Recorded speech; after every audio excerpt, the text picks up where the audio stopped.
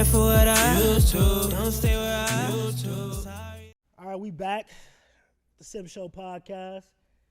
Here with my man Jachai. What's poppin'? Mr. Jachai. We want to call your artistry name or your real name, because you know we go back. Of course, the artistry name. I gotta work on branding myself. I definitely feel that. Well, I'm here with Jachai Rashaw. Man, we go back, man. Yeah, bro. Like way back. How was it when we met, bro? I think. 7, 8. Was it? I feel like it was sooner than that. It was sooner than that. Cause I think I was still in elementary school. So, oh yeah. I don't know. Okay, I came to your crib and y'all was watching Tribute to the Troops. 05 maybe 06. Okay. I remember Stone Cold Stunner and the Santa and shit. I remember that was the first time I met y'all. That's crazy. Yeah. You must got a photographic memory or something. It depends on who is with. Yeah. It depends on who is with. I definitely remember that though. I think we wrestled or sometime. Yeah. Like the first day we met. Yeah. Yeah, the first time. I mean, that was the thing we did when we was kids. Kids don't do that no more. Yeah, I know. Turn on the wrestling, see what they see, and they want to do it on their little brother or, you know. Kids don't go outside no more, bro. That's facts. Facts. It's all on the iPad. Like grass stains and stuff that we used to get in our pants and stuff like that when we was kids, bro. Like parents don't gotta worry about that now. They gotta worry about making sure their iPads charge and stuff like that. Facts. We was in the back playing football. Yeah. Like my mom, bro. My mom used to, when we was younger, bro, my mom used to have trouble getting me and Jaquel to come in the house. You know what I'm saying? Facts.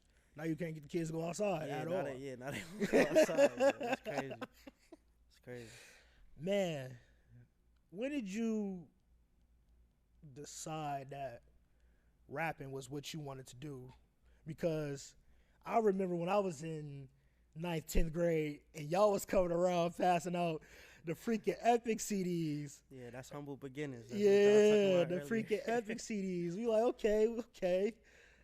I remember going to the crib before I even got to the crib, getting in the car, popping it in, and we like, okay, they're rapping over the Bag of Money, the rap over different. That's back then when freestyles, you hop on somebody else's beat, throw it out. Now everybody trying to be original, which is okay, but it ain't for everybody. Right. So when did that process start for you? To start rapping. It goes way back, to be honest, because I think I always was writing raps. I think I started writing raps. I wrote my first rap when I was probably 2nd grade. Okay. So I was always writing raps and stuff like that, and I used to just write them in my room, then come out and rap them to my mom or whatever, and then through the years it just started to progress, and then my uncle Johnny B, who's also my DJ. Shout out to Johnny B. That's where I record all my music. You know what I'm saying? He went to college at Full Sail University in Florida. Okay. And so when he went to college, he learned how to produce. That's for editing and all of that, bro. That's cool. Producing, for that. Mixing, mastering, all of that, making beats and stuff. So he learned how to do all of that when he went to Full Sail, and then he came back to Michigan, and he went above and beyond and got all the studio equipment, you know what I'm saying, that you needed or whatever. And this is around the time where I was still in middle school. I think I was 7th, 8th grade or something like that. I was 13. And so he knew that I used to be, writing raps and stuff. Like I said, I do it in front of the family all the time. Right. So then he was just like, you wanna record it? And then I was like, record it? I'm like, what you mean? Like on the camera? He was like, no, an actual song. So I'm like, yeah. So then his girlfriend at the time, she sung on the song, and then I just was rapping or whatever, rapping that I wrote. And then it at that point on though, it was always just for fun though, it was just something I did in my off time. Right. I was more so focused on, because I was an athlete in high school, so I was more so focused on trying to be good at football and use football to propel myself to college and stuff like that. I wouldn't say that it hit me for real that I needed to pursue music on a more serious note. It's kind of ironic because Dino was literally just talking about this. It was when I had my red pill moment, and I got my heart broke or whatever the case may be, and then it just really forced me to shift my focus. You know what I'm saying? It forced me to realign how I thought about life in general. You know what I'm saying? Then that's when I realized I'm basically selling myself short in terms of like my talent and stuff like that and what I could do with music. So it just really forced me to like, you know, really internally look into myself. And at the end of it all, I came out with, you know, I need to take music more serious.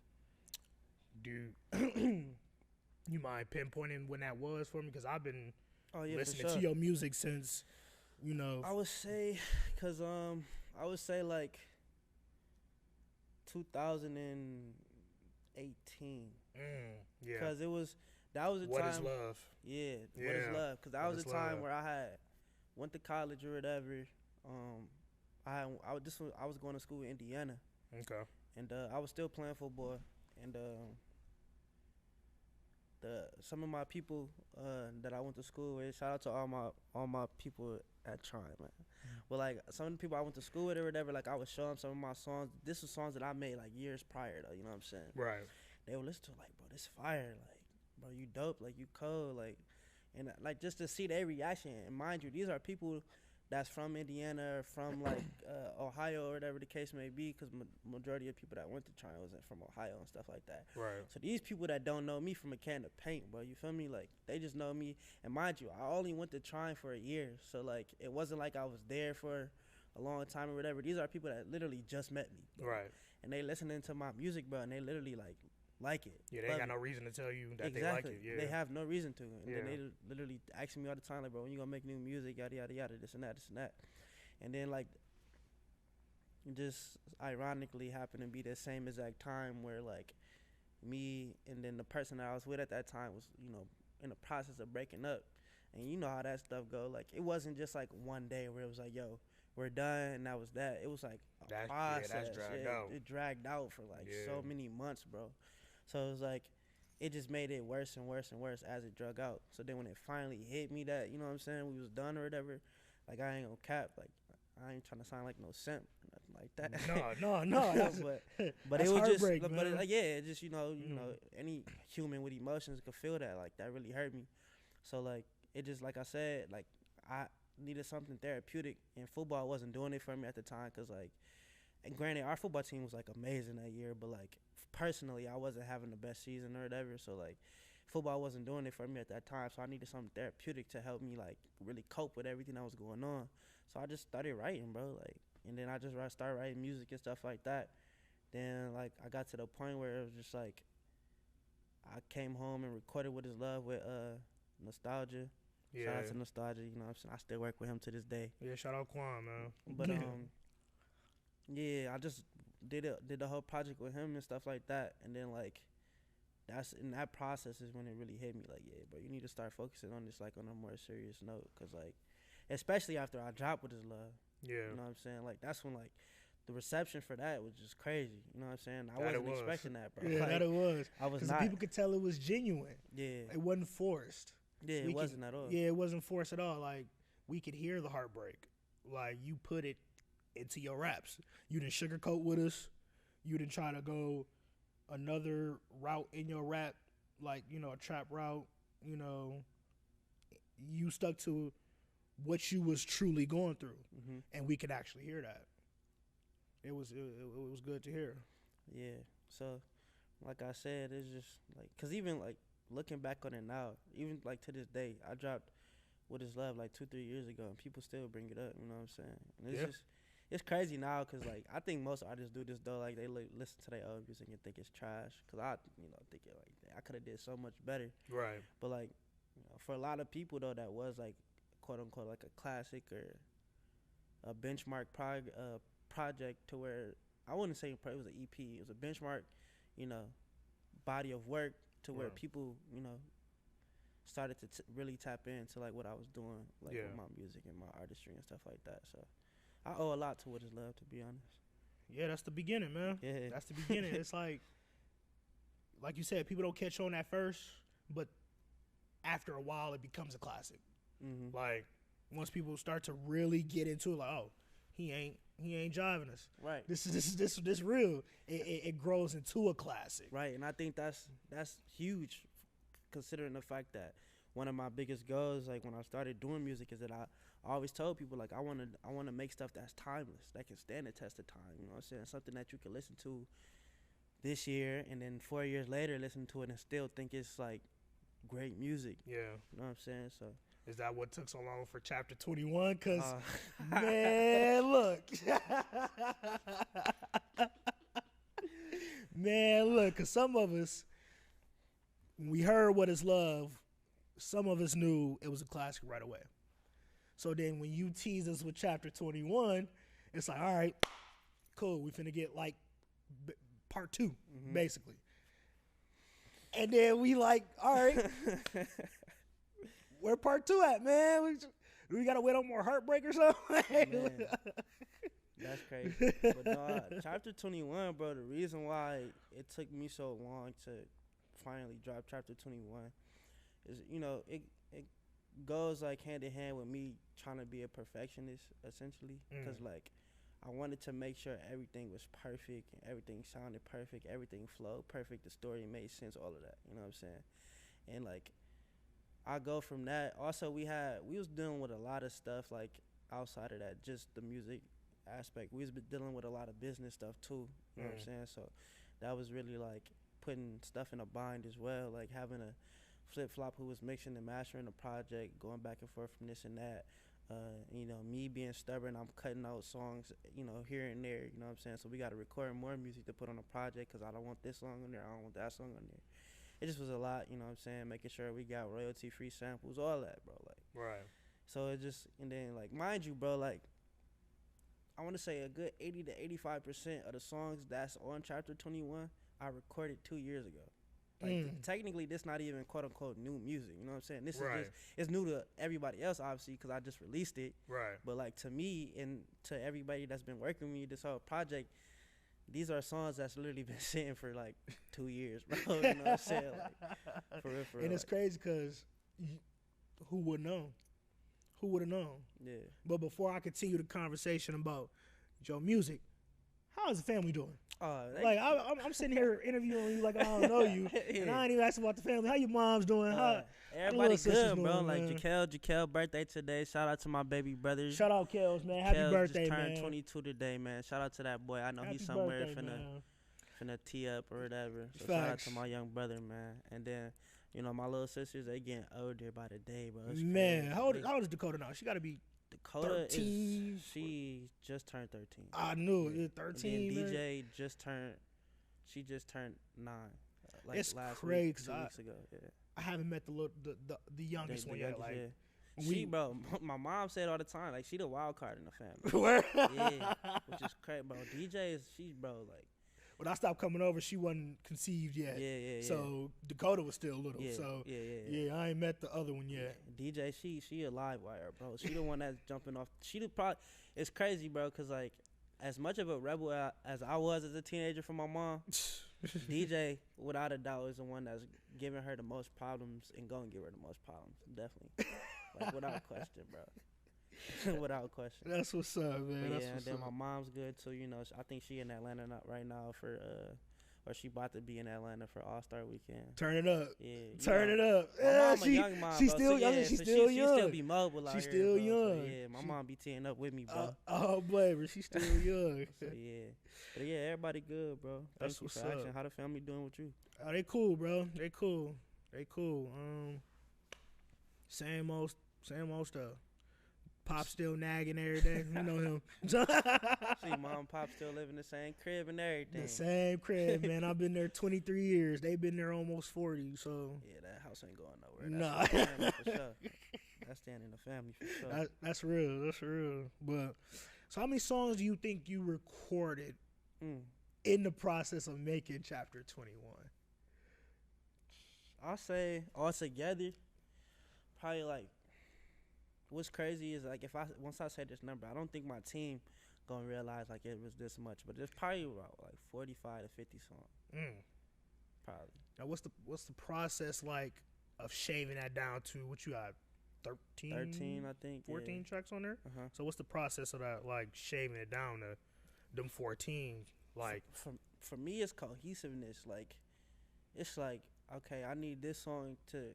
Cause like for me coming into the project, a lot of the time when I'm coming into a project, like I'm not a person that's like just recording music and then I'm picking my 13 best songs and then I'm putting it on it. That's not how I do it. I more so go into it with it premeditated. So it's like, okay, this is the story that I want to tell. I need a song about this. I need a song about this. I need a song about this. You feel me? So like, for the most part, I recorded like a lot of the same songs twice, but just did them differently. You see what I'm saying? Right. So then, like, whatever one I felt like got the message across better, or it could be used in terms of like radio play, or this song is more catchy, or whatever the case may be, then I would use that song instead of the other song. You know what I'm saying? But for me, like, as far as like the process with picking songs, it was just cohesiveness, and then just being able to flow together in terms of a story.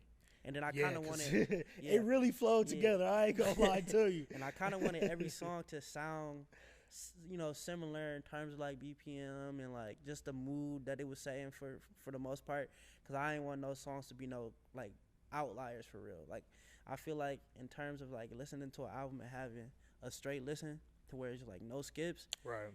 The most important thing is just having everything be so cohesive to the point where it's like you feel like you're listening to like the same song, kind of. You know what I'm saying? Facts. Like, so it's just flowing. But yeah. And you could really tell it was that because in the album you did a cohesive story. You started with getting on the train.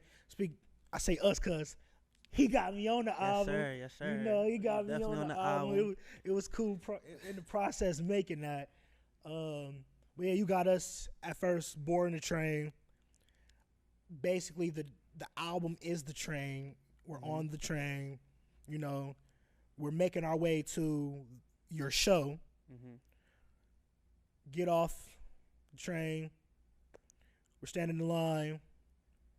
And you told me that there would be a part 2 to that. Yeah, so it's another album attached to that. It's gonna be a whole new part 2 to that, or you gonna do a deluxe, or it's gonna be a whole new project attached to that. Okay. When should we expect that? Or are you still in the creative process of it? Mentally. Yeah, cause right now, if I'm being honest right now, like our whole studio just got remodeled. It's in the process of getting remodeled. Okay. So like with that being said, like we basically out with the old in with the new type of thing. Right. And everything is being upgraded and stuff like that. I just spoke to my uncle the other day, and we're not gonna be recording until, well, in our studio at least, our personal studio, we're not gonna be recording until I think April. Okay. So right now I'm like, as far as like the project after Chapter 21, we still have to go into creative development for that. But like I have another project that's already like creatively done, like essentially. So yeah, but that's not in the same storyline. It's like another universe. Right. And that's what I like to tell people all the time, like with my albums and stuff, like how you listen to Chapter 21. Right. Each song on the project is vital to the story. Right. You know what I'm saying? You can't listen to one song and not listen to the other and understand what's going on in the story. That's true. Essentially, that's what I want to do, the same thing with my projects, right? But I wanted to create kind of like a Marvel universe with it. So it's like each album is connected some way, somehow. Right. And then it also shows like alternate versions. You see what I'm saying? So like my next project, I don't want to go too far into detail about it. Yeah, definitely understand. But like, just know it's gonna be essentially a alternate version of Chapter 21. Yeah. And then I can't wait to hear that. However your imagination, flutters in terms of what y'all think it'll sound like, what Chapter 21 flipped would sound like. I'll let y'all, play with that. You know what I'm saying? Oh yeah. So this show damn. This show damn. It's crazy that everybody comparing me to Kendrick too with that. It's could you see how it's natural? Oh yeah, for sure. But we only do it because we know you're not faking it. Yeah, but like Kendrick is by far like my favorite rapper too. So it's like obviously I'm inspired. You know what I'm saying? I'd be lying if I said I wasn't. Right. For me, like, I ain't gonna lie, like, it get to a point sometimes where I do get frustrated by it, but it's like at the same time, it's like the way I look at it is like, okay, hypothetically speaking, right? I say I invite you over for dinner, my wife cooking, I don't know, squid, right? You never had squid before. So in order to make Squid seem more familiar to you, I'm gonna tell you something that I know you're familiar with to kind of draw a connection. So I'm gonna be like, it kind of tastes like chicken, bro. You feel me? And then like once you hear that, you're gonna be like, oh, okay, like you know what chicken tastes like, so it's gonna be like, all right, bet. Then once you eat the squid, yeah, it kind of tastes like chicken.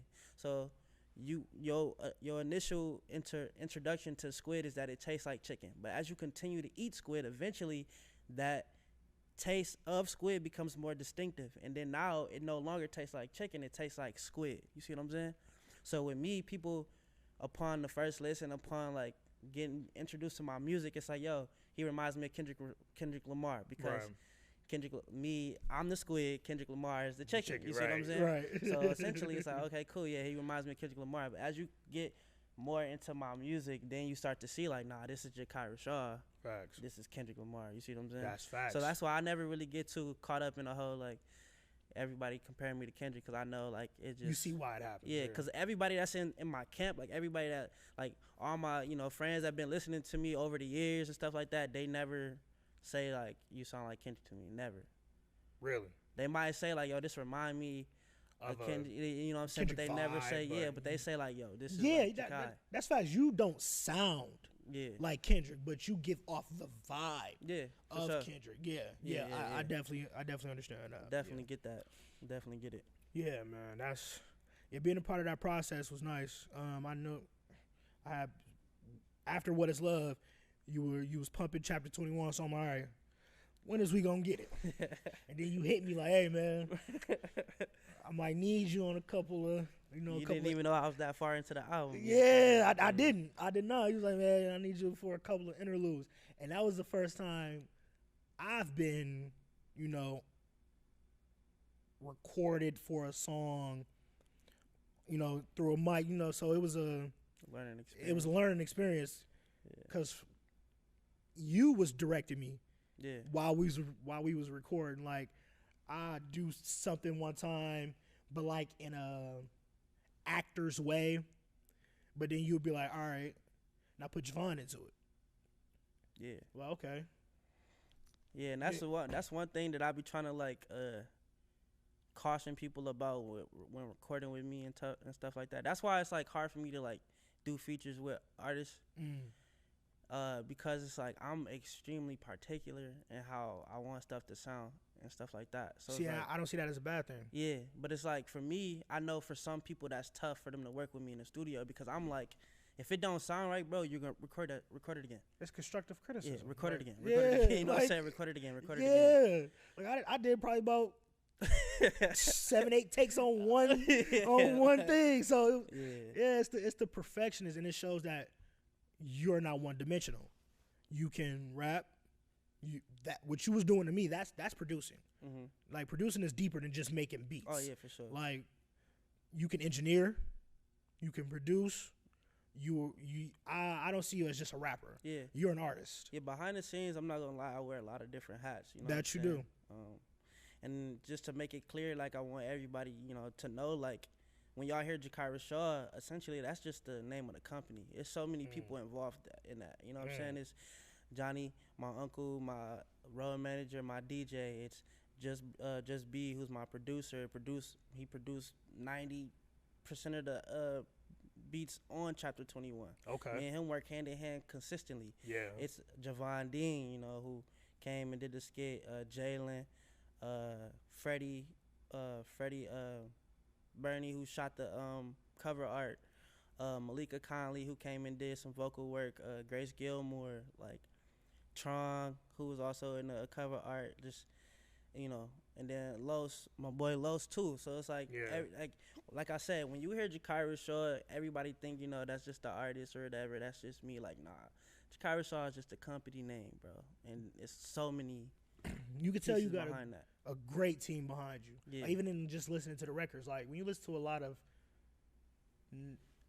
not known artists, it's either the beat is they're off the beat, they're talking over the beat.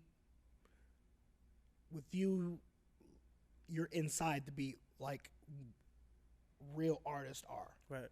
Like at a high level. Right. You're not over the beat. You right inside of the beat, so we can actually feel what you talking about. Mm-hmm. A lot of rappers around have that trouble Right. of staying within the beat, staying on top of the beat, you know. So you could tell that you got a strong foundation behind you. Oh yeah, for sure. And a lot of that go to nostalgia too. I definitely forgot Quan. Oh yeah, Quan. Working with him, man, we was up to like 4 o'clock in the morning, like in the studio, working on the project and stuff like that. And it just, at this point, like me and him already created that bond to where it's like me and him could just work together, and it just, you know, like feel like flying colors. You know what I'm saying? Like he know how I like stuff. You know what I'm saying? I know how he work in terms of like what he like to do with his mixing and mastering and engineering and stuff like that. So when me working with Quan on all my stuff like that, it's just a hand in glove fit. You feel me? So. That's facts. Yeah. That's crazy because even with Quan, like all through high school, I did not know he was Like doing this for like he been doing this the whole time. The whole time. And I did not know that because when you talk to him, he won't. He don't even like mention it. Like he don't brag on it. He don't like. He still treats you like he like a regular. Like a regular dude. Like I get that. His shit popping. Right. His shit is popping. But see, that's the thing. Like, but I feel like that's just a thing with like. Even you. Introverts like, being artists, bro. Because I do the same thing. Like, even one of my mentors, Javon, shout out to Mr. Barrel, Mr. Barrel, Javon. He tell me all the time, like, bro, you need to start telling people that you make music. You feel me? Like, that's upon me meeting people, like, I never say anything. Quan never say anything. You know that's what I'm saying? Just because it's like, for me, I feel like my music should be good enough to speak for itself. Like, I shouldn't have to say, oh, I do this or I do that. It should just be. And then I feel like the connection is more genuine when you come across it yourself. You feel me? Yeah, like if I don't say nothing and you come across my music and be like, bro, I ain't know you made music. Right. Like, I listen to it, bro. You dope. You know, that feel more special to me than me telling you, like, hey, go listen to my album, bro. Yeah. Then you go listen to it and tell me it's dope. You feel me? Because then I feel like it's a lot of yes men in music. You know what I'm saying? That's facts. And a lot of people don't like to tell you how their true opinions about stuff, especially face to face. Yeah. You feel me? So that's why I don't never really say nothing. Like if I'm it come across, surprised you got off that. Y'all was around school passing the CDs up. Bro, I'm tired. I was doing that because I feel like I had a gun to my head back then. Really? Yeah. Because my uncle. I mean, you was carrying. I was definitely was, bro. I felt like, bro, you ever watch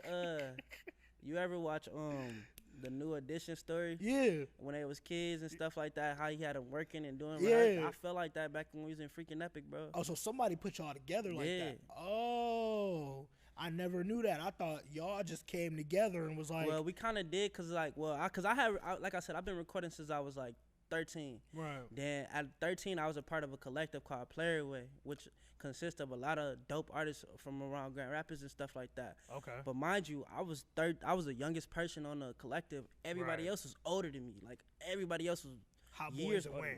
Wayne. Like, at least 10 plus, bro. I was the youngest there for sure. You know what I'm saying? So like, I've been recording, so I became more comfortable in the studio and stuff like that. So when they got to a point where Playerway was no longer a thing, the producers and stuff like that came to me like, yo, you was kind of like, quote unquote, some people consider me like the highlight of the Wheezy Wee. Of Playerway, you know what I'm saying? So it's like, all right, you put together a team, you know what I'm saying? Then that's when I brought in Drew, Donnie, and K-Will. Yeah, and Kenny and stuff like that. So shout out JDean too. That new K-Will song. That goes crazy. I gotta go grab that on Apple Music for sure. Yeah, that's fire. That's fire. So yeah, and then like going from there, like a lot of the stuff, like I haven't risked crazy because I haven't publicly talked about the whole freaking Epic situation. Okay. But like in that time, like I feel like we didn't have a lot of creative freedom. Being 13, you know what I'm saying, 14 years old, we didn't really know too much about like music industry. We just like making music and making songs, you know what I'm saying? So right. That's all we really cared about is just the music, like who had the dopest verse. Like we didn't really care too much about nothing else. Right. So like as far as like branding ourselves and like our image and stuff like that, that was pretty much put into the hands of our producers and engineers and like our manager and stuff like that. And they was pretty much telling us like, okay, we need to do this, we need to do this, we need to make a song about this. I can remember rehearsing for a Wealthy show. We was in rehearsal for like hours, bro. Like, And we was a rap group, so it wasn't like we was dancing or nothing like that. But like even we was rehearsing for hours just on positioning alone. You feel me? Like you need to be here at this point in time during the performance, or you need to be here. You need to be here. You know what I'm saying? So then when it comes to like I'm a very introverted person. Like so when it comes to like going out and talking to people and like giving them CDs, I was never good at that because I'm just like I hated doing that, bro. Yeah. And my uncle and them, like I said, they invested so much money into the tapes and stuff like that. So it was like, yo, you got to make sure you pass these out to everybody at y'all school. We paid all this money to get them done. Like you got to make sure everybody got one. So I was just, you know what I'm saying? That you was. But even in that, you wasn't like, hey man, listen to my music. You was like, hey man, I'm in music. That's how it was. And then, go about your day. Like, that's how it was, bro. That's crazy, man. But that taught me a lot, though. Freaking Epic taught me a lot. I got to meet a lot of people in the city that do music. I remember we did a session with the Polo Boys. This is back when Polo Boys was at the height. That's you know facts. what I'm saying? This was when they was at the height of they stuff. 24/7. Yeah, that's when I met. That's when I met Duke Turley. Okay. And then now like me and I'm cool. You know what I'm saying, with Duke and stuff like that. Yeah. He hit me up every time I drop something. He hit me up. You know what I'm saying? So that's dope to draw that connection. Even to where Young Swag, who was a part of Polo Boys and stuff like that, he tap in with me here and there and stuff like that, and we bounce, congratulations to each other on projects and stuff like that too. So like, just having that time frame in history of being freaking epic and linking with them was cool too. You know what I'm saying? It introduced me to a lot of like locals that's doing a lot of dope stuff in the city too. So yeah, that's love. That's love. Definitely love, bro. That's love. Well, man, it was good having you on, bro. Oh yeah, for sure. Appreciate you having me, man. Anytime, bro. We definitely gonna have you on again when you drop that part 2. Oh yeah, I'm ready. you drop that part 2. Yup. So, yeah, man. Good talk. Oh yeah, for Hope sure. to talk to you again soon. Yeah, for other people at home, if y'all haven't yet, make sure y'all slide over to Apple Music, Spotify, YouTube, whatever it is y'all listen to y'all music through.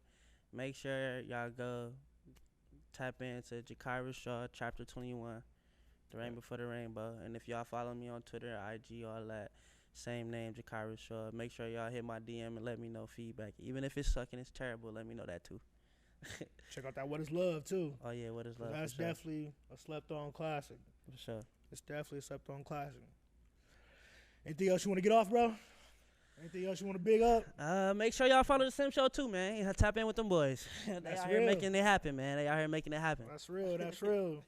Well, man, it's love, man. I'm proud of you, man. Always. You going far, bro. You going far, man. And I'm glad I'm getting the first row seat to see it. Yeah. So appreciate it, bro. Yeah, man. Love, bro. Love, always. Yes, sir.